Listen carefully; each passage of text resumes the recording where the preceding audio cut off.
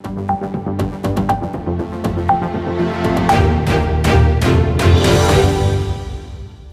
evening, everyone.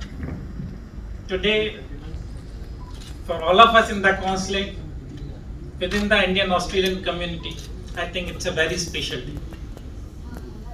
It's special because today we are launching the India at 75 celebrations.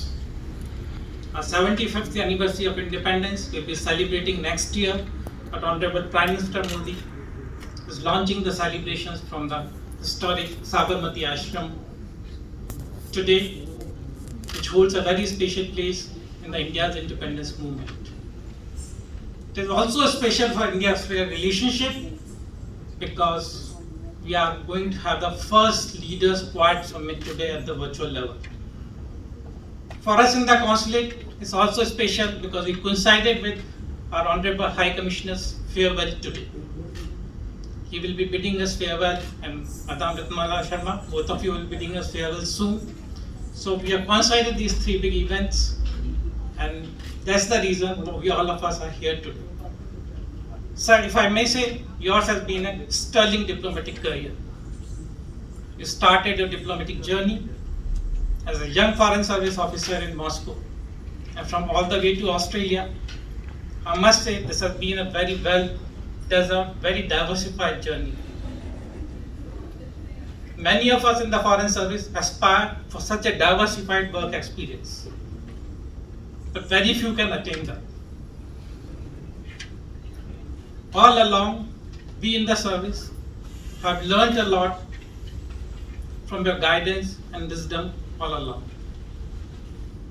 And in Australia, if I may say so, a large part of your tenure has coincided with one of the biggest challenges of this generation. One of the biggest challenges, let's say, of this century. This journey for the last year has not been a very easy one. But I must say, with your guidance and your calm and composed support, this navigation has been very easy for us in the consulates as well as in the High Commission. When it all started, we were thinking how we are going to manage this crisis, which is on a very unprecedented scale. It's not only in magnitude but also in scope also. As I look down a year back, even in Australia, I realized 1 in 20 Indian Australians have gone back to India for one reason or another. The numbers are not small for a 700,000 strong community. But with the ease that we have handled this, I think, sir, we applaud your leadership and we thank you all your support and guidance all along. Sir. 3 cheers to you, sir. And even on the bilateral front, I think last year probably was one of the most momentous years we have ever seen in the Indian-Australian relationship during the last 1 decade or so. Our strategic ties were elevated to the level of comprehensive strategic partnership. The Quad arrangement was energized as never before. The India-Australia economic strategy was also unveiled.